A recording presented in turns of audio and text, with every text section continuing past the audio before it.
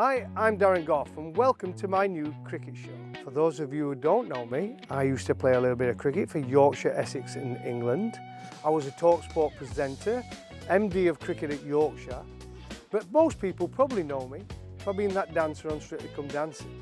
I played in 4 Ashes series, 2 at home and 2 away, and I never was on the winning side in an Ashes series. I never had that pleasure of lifting that little urn. So what we're going to do 10 shows on how to win an Ashes series. Whether it be captaincy, whether it be handling pressure, whether it's dealing with that outside noise from the media, Australian media, English media, or the fans' expectancy home and away. So, what do England need to do to lift that little urn in January at the SCG? This is how to win the Ashes. This week we are talking about one of my favourite subjects, fast bowling. First up, Dale Steyn. One of the reasons I wanted to talk to you, Dale, a couple of things. Obviously, being a fast bowler, and you having huge success in Australia, not just as an individual, but as a team as well. We know how hard that is to go to Australia. It's similar to India. You've seen it now in England. To go out there, huge hopes. We've got 4 fast bowlers, 5 fast bowlers actually in that first test, playing at Perth, quick bouncing wicket. They thought they were going to get the victory. Australia just keeps showing time and time again, it's got to be something special performance to beat Australia in Australia. Yeah. No, you don't just go there and just beat Australia. You know, I think it requires a lot of planning, a lot of hard work. Somebody's got to be in form. You know, like I'm going to be honest. Every time we went to Australia and we won, we had guys in form, and it took a collective effort. One of the biggest things that we always spoke about was lower order runs, because you just mentioned all those Australian quicks. They're going to come at you. They're going to bounce you out. You're not going to get any half volleys as a tail ender, and then the one that they do pitch up, it's pretty much knocking your stumps out or getting you out anyway. So if you can somehow cluster up runs as a tail ender, or you'll get your tail to wag, those are invaluable when it comes to beating Australia. And then having 1 or 2 guys up in the top order that can go big and score big runs, you know, like a 150. Who knows, if you really dig in, you can get a double 100, that kind of thing. You need guys to be in form, and then have a good structured plan as to how you're going to go about it. And one of the ways that we kind of beat Australia is we just try to wear them down. We just kept coming. Didn't give it easy. Didn't give up any wicket easy. You just got to be relentless on it, because if you give them a chance, they just straight back into the game. They're so good in their conditions. They're so good with what they say they deliver on. So you just cannot give them an inch. And it's hard work beating Australia in Australia. It's not easy. Absolutely. And when with your bowling, did you feel as though, being brought up in South Africa, you've played obviously all around the world, but did you feel as though you could bowl your same lengths as you did in South Africa, in Australia, and have that success? Because you, similar to me, you were quicker, obviously. You bowled it a lot shorter than me at times, but you had that knack of swinging the ball and getting nick off. And I had decent success in Australia, and obviously your record in Australia is right up there. So did you always think the same plan, pitch it up, make them play with the new ball? Yeah. It was probably the toughest thing about playing in Australia, because of the extra bounce, is you're just a little bit fearful of going too full. Because if you go too full, then it's half volley, bang, and then they bang you, and then you drag your length back, and then that's an absolute useless length, pretty much, you know, because it's meat and drink for them all day, for any batter really. That's like that no man's land, you know. They'll cut you. The wickets are true. They'll play you off the back foot. They're not in any trouble. They're not getting out LBW or bowled. You know, you might nick them off the odd one if it goes, but it's such a conservative effort to get the ball that foot fuller in Australia, like it is in South Africa. And because it's similar conditions to South Africa, I always felt comfortable bowling there. But it's tough, you know. It's tough because you get drawn into the bounce, and you get drawn into a keeper catching it above his head, and you get caught up with the crowd. And sometimes you just have to like break that away. You got to block that silence out and say, okay, what works for me? this is what works for me. Got to go a little bit fuller, got to be a little bit more patient, and try and take the wickets. That said, the way that the guys bat these days too, I mean, when I say these guys, you look at Travis Head. I mean, you have to have pretty incredible plans. You know, you can bowl that same ball, but there's a chance that you could get him out first ball, or if he gets going, he's gonna have the same innings that he had in Perth the other day. So it's people play differently now too. But in terms of bowling, you know, that slightly fuller length is always going to get you rewards. And there's always something that I think the wickets now probably do a little bit more, Dale, than when you toured with South Africa. They tended to be flat, right? And if you got past a new ball, you could score big, as you mentioned. Some of the guys can go big, 150s, 200s. But as we've seen in state cricket over the last couple of years, it's been medium-pace swing bowlers that have taken the wickets. And to be honest, we've seen the success now of Boland as well coming into the side. The wickets he gets in Australia, that type of bowler is having huge success. Yeah, that's it. I think they are a little bit sportier. And I think that's why you see guys playing so many more shots, because they just feel like if they stand there and they kind of block, one's going to have it's going to have their number on it. You know, they're going to nick off and they're going to go, you know, I'm just trying to survive here and I'm getting out. So I may as well come out of the crease, move sideways in the track, hit the ball in awkward areas. But there's always a chance, you know, there's a chance and there's a risk to that as a batter. And as a bowler, you should feel like there's, you know, there's a chance of getting a wicket. But I mean, then you get the Travis Head kind of innings, and that's an extraordinary innings. You know, if he plays another one like that in this series, you know, I'll be like, congratulations, mate. You deserve every cent that you earn, and well done. He is that good, but it is one of those innings that you just kind of have to dom your cap on it and be like, well done. But for the bulk of the time, it's going to be difficult. Did you get reverse swing out in Australia, Dale? A little bit, you know, a little bit. I think back then when we played on like flat tracks. So we would always kind of we'd go cross the seam, bowl the ball into the decks, try and get the guys to throw it, you know, scuff it up a little bit. Umpires are a little bit smarter these days. They kind of see it and they try and stop you. But we did bowl for some reverse swing, certainly. But we also weren't shy to kind of just grind it out. And like I said, our spinners, one of the reasons why our spinners did so well there is because Australians don't want spinners to settle. They want to take them on, you know, they really, really want to take them on. And Paul Harris was a guy that would just bowl almost like a negative line. He'd bowl left arm over into the legs and not be scared at not picking up a wicket. He'd bowl 20 overs, and then one of the batters would just be like, I've had enough, I'm going to have a go. And he would get caught mid-on or mid-off and look like an absolute fool, and how he would work his way to getting these wickets. And then just allow us to just keep coming back. You know, Mornay would come back, I would come back, Makaya would come back. Callis had a little bit about him. Vernon Philander would just kind of nibble and nip. Kyle Abbott, again, another guy that gets the ball up there. So our spinner always allowed us to keep the seamers in the game, but almost in a negative way. And the Aussies didn't like that. They wanted to take him on.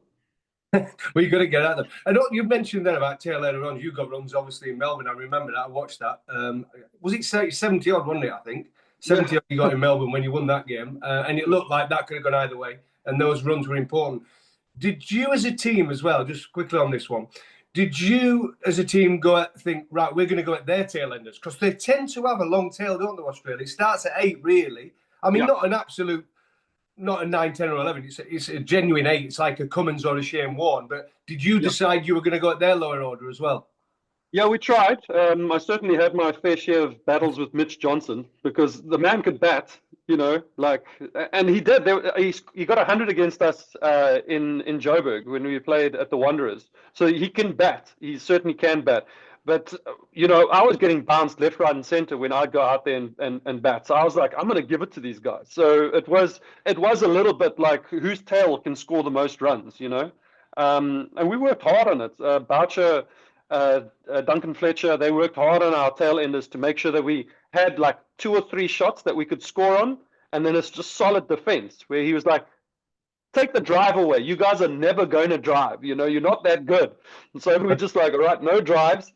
A couple shots in our armory, and we worked with that. And then when their guys came out, you know, we try to give it to them.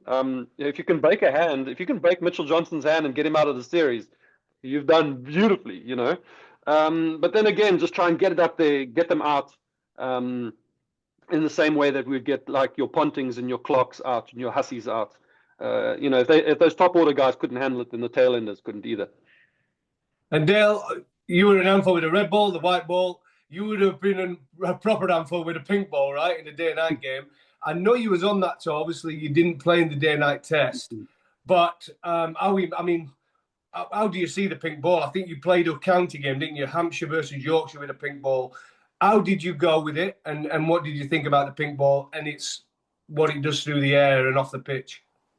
It's crazy what it does, like what it can do, especially in that twilight kind of area. And I kind of like the way that teams are now adjusting to it, because as soon as they kind of start to see, oh, we're going to get to that zone, they either up the scoring rate so they can get in a bowl in that period or whatever it is. So it really makes you think like how you're going to play your cricket.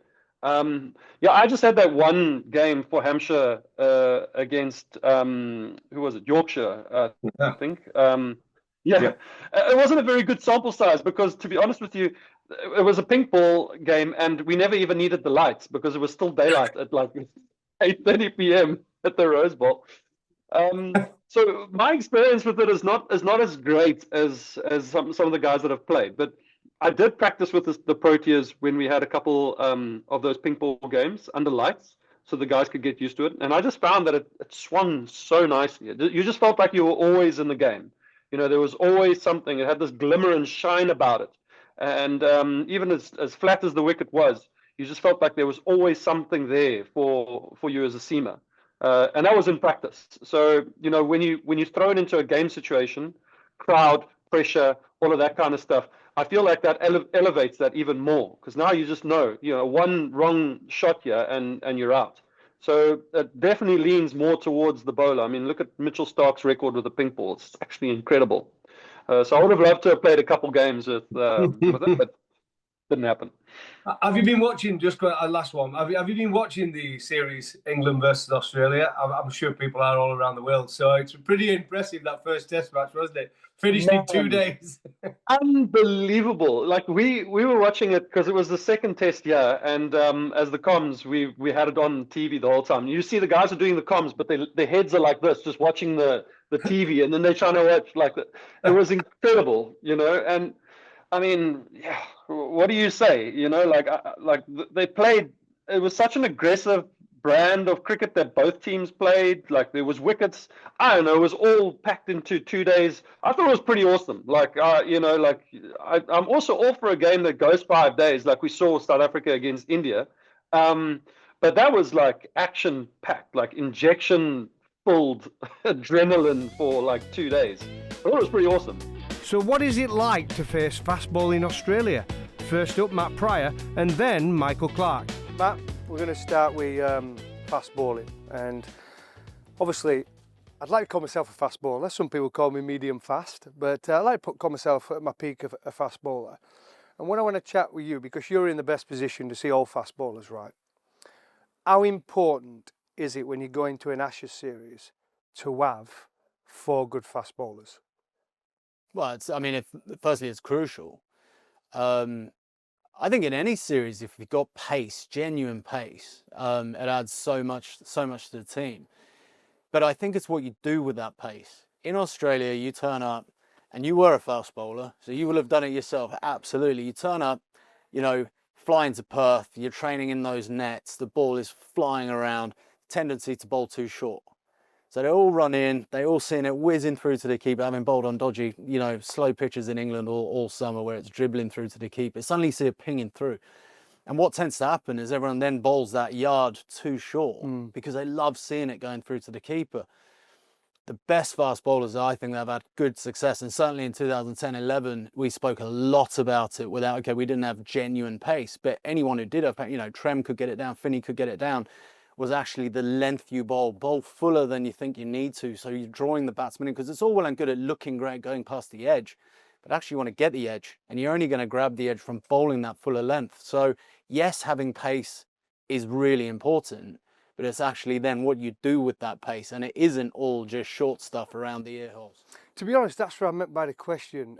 In a way, I probably put it wrong, because that's what I mean, they're obsessed. I think Australia have become obsessed by pace, right? Every time when an England attack have gone over there, I've been part of it when they've said, oh, England have brought all these fast bowlers, but they're not really fast. And I'm thinking about my first tour. We went there in '94.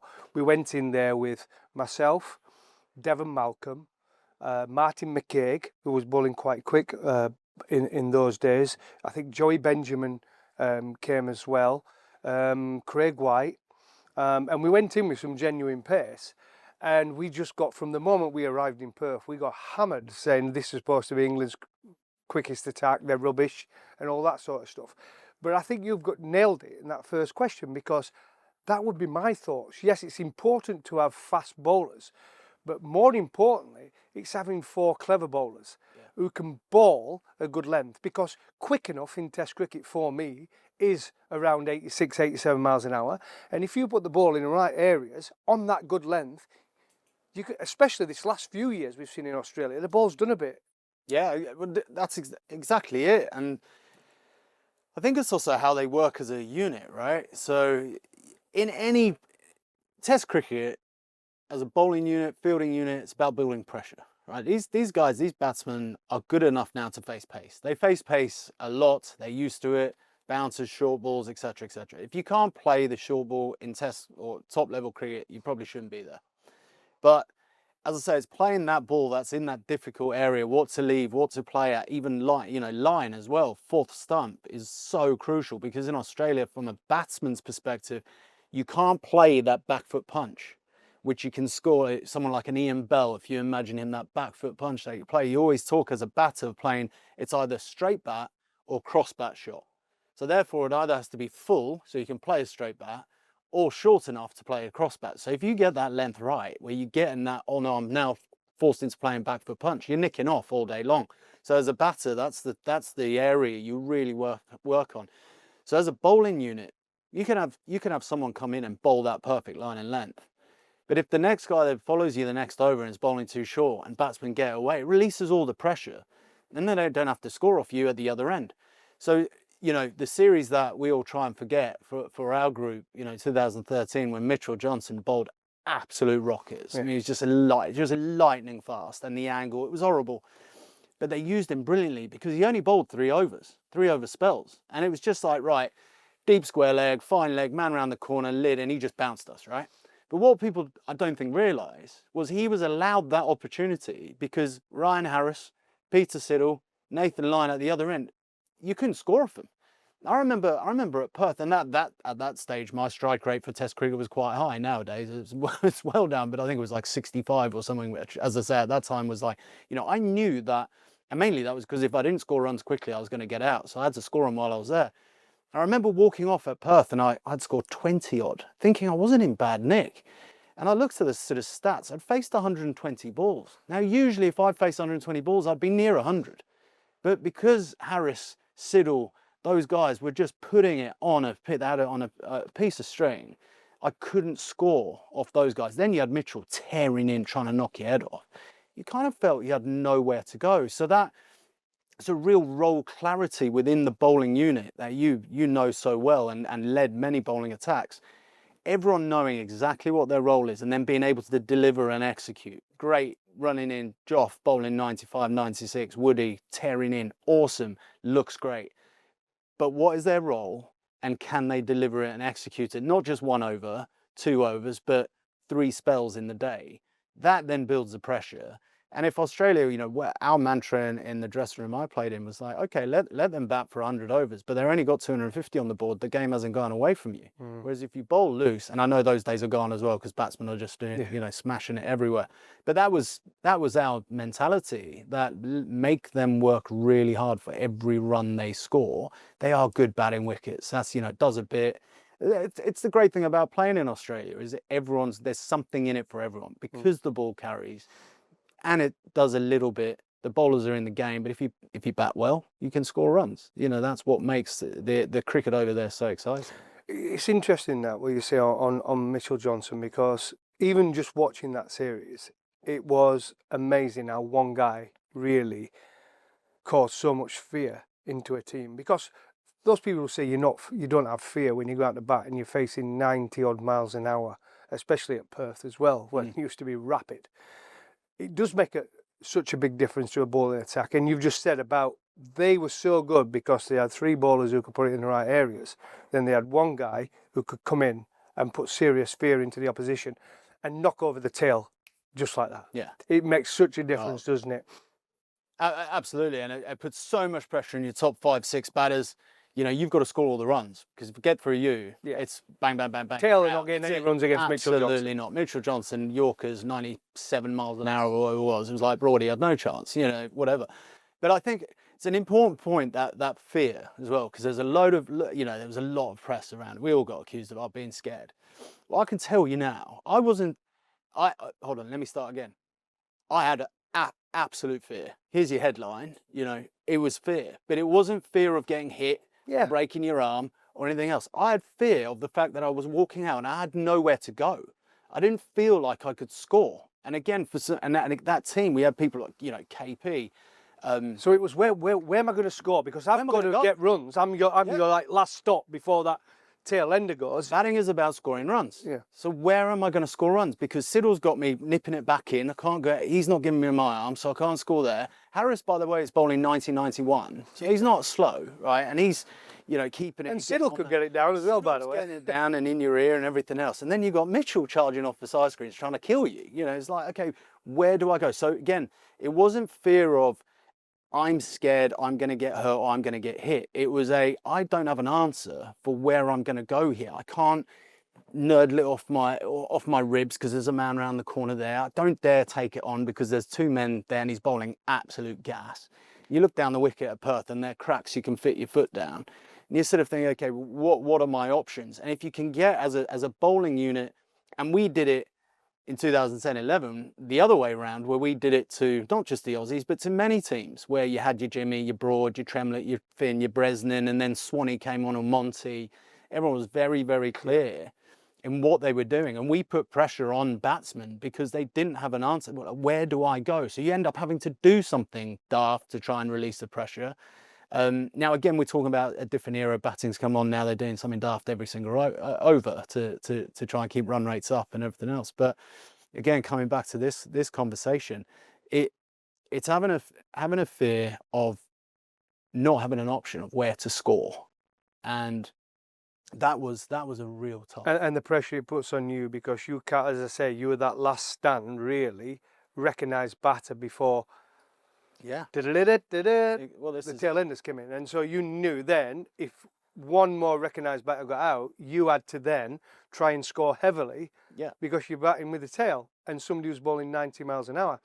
On that, when you face that Australian attack, right, when you face them in England to facing them in Australia, is there a difference? Where would you prefer to face that Aussie attack you came up against, the Mitchell Johnsons and the Ryan Harris and the Siddle? Because they were fantastic bowlers and they had huge skill in English conditions as well. Sid's got an hat-trick, didn't he, in England? Yeah. So where would you prefer to face that pace attack? That's a good question. You know, because when you talk about pace, you always talk about the whacker, right? But then we also went to Adelaide, which is just the batsman's, you know, paradise, because the ball comes on at a nice pace, but it's flat. It does nothing. You win the toss, everyone's just like, please bat, please bat, please bat. So on a surface like that, you compare that to a Trent Bridge. Siddle at Trent Bridge was an absolute nightmare, or Harris at Trent Bridge. So you give me Adelaide. So I think it's more down to the surface rather than the country per se. Obviously going out, you know, the other thing you got to manage is when you walk out of the Gabba, you've got 60-odd thousand Australians baying for blood. So that also comes into play as a batsman when you're walking out, and that's something else that you deal with. But again, you've got to look at that and see it as joy. That's something you've got to really embrace and love. You want to walk out there at the MCG, at the Gabba, at the Wacker, wherever it is, and actually love the fact that, okay, right now they're booing me, calling me every name under the sun, but if I can score a 50 or 100, they'll also be applauding, right? Because the Aussie fans, the Aussie public, they're a really knowledgeable crowd around cricket, and they will respect an Englishman going out there and... Well, they want to hate you to start with, but then... Oh, yeah, no, there's absolutely... With your attitude, your personality, you can soon win them over, can't you? Yeah, so absolutely. And especially the way you play against fast bowling as well. That's it. And if you show some balls, don't know if you're allowed to say that, but if you show some courage and and get stuck in, they love it and they'll love you for it. And that was our mantra in 2010-11. It was Gucci that said to us, you know, the goal here should be turn their press on their own team, win their respect. You win their respect, you win the Aussie public respect, which you can do. And it's a tough job, right? Don't get me wrong, this is not an overnight thing, but you can do it. And if you do that, they'll then get on your side. And then you walk in out and it's a completely different thing because Ponting's under pressure and Nathan Lyon's under pressure, and it does turn around. But yeah, that's not overnight. That takes a few weeks, right? A few months. But that's the excitement of playing the Ashes. So look, if you say to me, let's rephrase the question slightly. Okay, you've got one more Ashes to play in. Are you playing in England or Australia? I'd say Australia. Absolutely Every same here. time. 100%. Yeah. Melbourne or Sydney. Those two for me, that's where I'd want to play. Gives us a better chance of winning in Melbourne than anywhere else. But I would have chose that. On that's batting against fast bowling, obviously. We're keeping. Where would you prefer to keep against the fast bowlers? Would that be Australia as well? Australia every day. Because does it just come at a nicer height and truer? Well, not as much swing? It's true, not as much wobble. Yeah, You know, my Lords with the Duke's ball, and you know, it can make you look really daft. Headingley now is an absolute nightmare. I think it's almost worse than Lords, I think, because it gets the swing where it just flies off and you've got no chance, and you look up and the umpire's giving it this one, and you're like, mate, I could have had 3 ladders and I would have got to that. Not ideal, is it? No, so it's really not. You know, keeping in Australia is an absolute pleasure because you're so far back because of the carry. You've got time to move your feet. You can cover a lot of ground. You can push your first slip and your second slip wider. So you've almost got another fielder because you know you can cover more ground as a keeper. And the other thing is you're in the game because the next carry, right? You look at England. There's a lot of bold LBW. You know the stats. And you get more caught down the leg side in Australia, would you? Because of the bounce and pace? Because of the bounce, you get that skinny edge. And I think it's because you stood further back, you cover more ground as well. Yeah. So that skinny edge, instead of it being a dive and all nearly, you kind of got time to get across and take the catch. And you can make them look spectacular as well, look amazing. Which is always nice for a keeper. Yeah, exactly. It's always you say, stay on your feet while you're diving. But saying that, again, for batters going in, you know, and you're facing a fast bowler, one of the worst things for a lower order batter like me is when you go in and you look back and the keeper stood on that circle. I mean, that is intimidating itself, isn't it? And like I said, when you'd have walked out of bat, and I've heard batters talk about this with Mitchell Johnson again when he was bowling at that quickest, and they used to look there and they look back and he stood so far back, the wicket keeper. That's intimidating in itself. Mate, you couldn't even hear him sledging you. They were so far back, you know. And it's that when you sort of face a bouncer, you get underneath the bouncer and you turn around and the ball's still going. And you're sort of like, oh, now he's got it. Right, okay, wow, he's miles back. Yeah. Did you play mind games with that? When a batter first come in, did you used to stand further back and then walk into it? Because that, when you think about that, mind games, again, somebody walking in and they look back and the keeper stood right on the 30-yard circle or whatever. Yeah. Or outside it. Yeah. The odd probably, I don't know if you ever stood outside it. Did you ever stand outside it? Not outside it. The furthest back I actually stood was to Fred at Lords. Oh, Fred. And he got that 5 for at Lords against the Aussies. Bounce and pace. Mate, he was rapid and he was hitting the gloves so hard. In the like pace, but just like bang, it was like catching pebbles. But yeah, we'd stay back. But the one thing that I remember doing at Lords that time when Fred was just absolutely on fire, you sort of every time I took, so I started where I thought I'd normally stand for Fred, and an overlay time, like, right lads, yard back. Gotta go back. And each time we went back, I'd kind of make it known to the batsman, like, oh, no, we've got to go back here. This is coming through, you know, rapid. This is quick. You sort of see the batsman looking back every each over, and you've gone further and further back. But I think that's something that you also get used to. You get used to the guys standing further back. Would he have been the quickest you kept too, Fred? That spell at Lords. That spell at Lords. Did you keep to Army on a regular basis? Or? I kept him enough. But Fred was quickest, wasn't he? Fred was rapid. Fred was rapid. And it was, you know, you talk about... When he got in the groove. When he kind of got quicker as he went on, didn't he? He used to start off, you'd think, yeah, he was all right. But I remember facing Fred in a Roses match, and I was like... I'd never even seen that before, and suddenly I was like, "Whoa, hang on a minute here. This is as quick as it gets." Yeah, it was before that 2005 series. We played a Sussex-Lancashire game at Old Trafford. And dear old Chris Adams, a good mate of both of ours, was sort of chirping up as he, Grizzly getting stuck into Loved the battle. Winding Freddie up. And Fred was just getting quicker and quicker. And I was down with him. I was like, Grizz, will you just be quiet, mate? This is like no good for any of us here. Certainly not the Sussex lot. Fred bowled me a bouncer. To this day, I still think it went through me.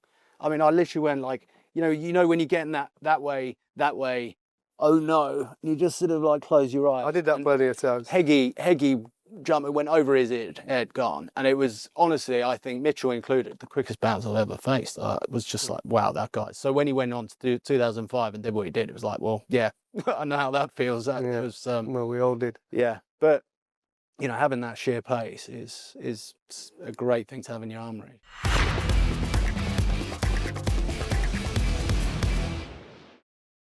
Just on fast bowling, because obviously you've captained a group of fast bowlers that were pretty special. And we saw in 2005, England probably won the Ashes because of that ability to have 4 different types of seam bowlers that kept coming out of Australia. And they had someone to get guilty out, which flint off around the wicket.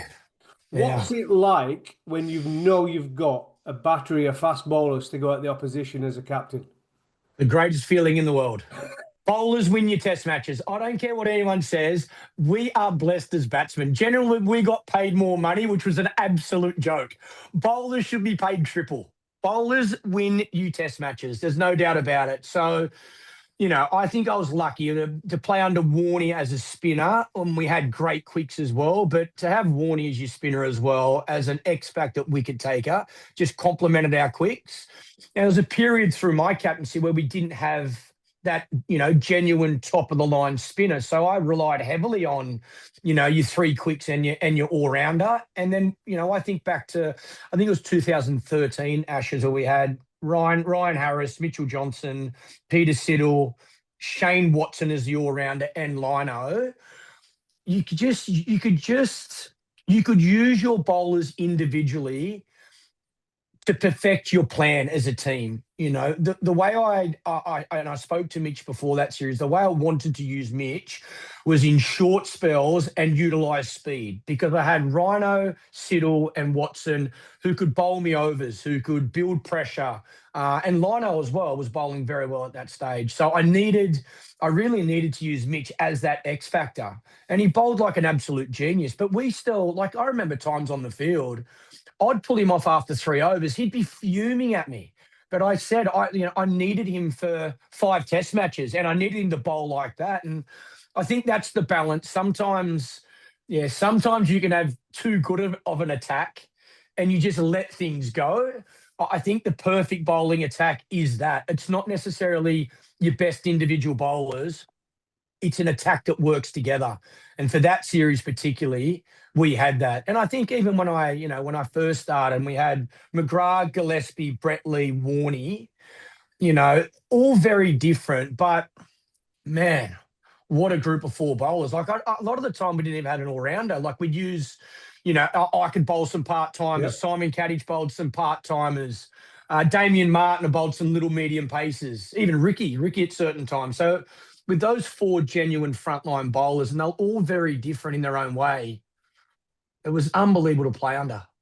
Well, I bet, and that's why Australia have been successful this last few years with the banker of Hazelwood, Cummins and Stark. I mean, it's not bad, is it? And then Boland to back up. So that's why I'll be interested going to test. But what about, just lastly, what about batting against fast bowling?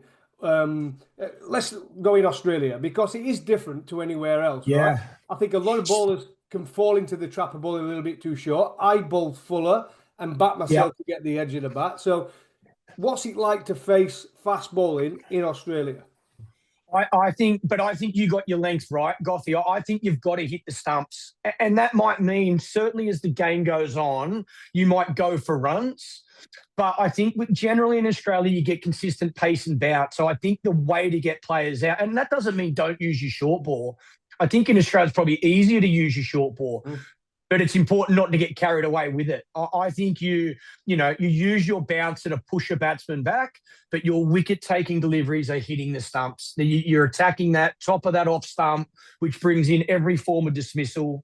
And certainly when you go to places like Perth and Brisbane, the ball bounces so consistently and so much. A lot of the time, the length you bowl in England is half a foot shorter than what you need to bowl in Australia.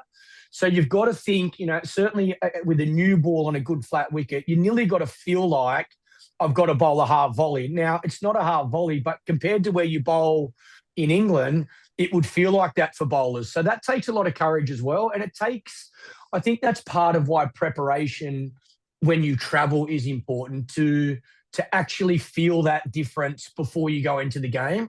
Hard to make that change when you're under pressure in a test match. But I think we've seen the wickets in Australia in the last couple of years probably have too much in them for the quicks. Sort of spin's been taken out of play.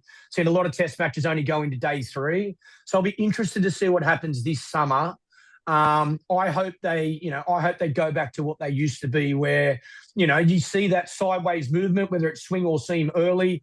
Wickets are great for batting on for 2.5 days. And then you see some natural variation, bit of spin, bit of up and down bounce. But yeah, look, batting against fast bowling in Australia, I thought was the perfect place to bat. I reckon that 130 to 140 Ks you can train, and it comes onto the bat nicely, and you've got even pace and bounce. Still, that when you can bowl that 140 plus, you can hit a batter hard. You can actually do him for speed. So that's one of England's strengths with Wood and Archer in this series. I think that extra speed could be a weapon for them. But I think there's always something there for the quicks in Australia. But if you get in as a batter, because the pace and bounce is so consistent, they're beautiful wickets to bat on. Would that be a true story then about, I've heard a lot of batters talk about, a lot of English players try and play off the back foot, force it. Would that be true then when you're batting in Australia, you as a frontline batter, is to cross bat shots, cut and pull? I think early in your innings, in Australia, you should think dead straight down the ground. But what I mean by that is it allows you then, if the ball's missing the stumps, to let the ball go or pick up. It takes a bit of time to pick up the speed of the ball off the surface in Australia. So even if it is your first 20 runs, if you think, if I can hit it straight, I'm doing that because that's protecting me also getting out. That's the ball. That's the length you would bowl. Anything outside of that, and we used to call it swim between the flags. At the start of your innings, swim between the flags.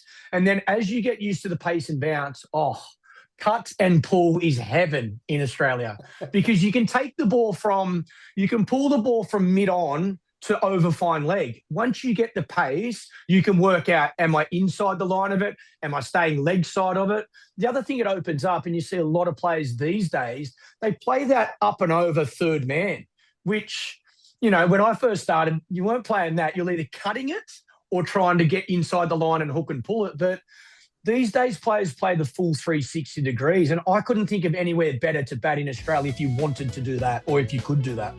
Big thanks to all our guests. Now it's over to England. So good luck, Ben and the boys, and on next week's show, learning from the opposition.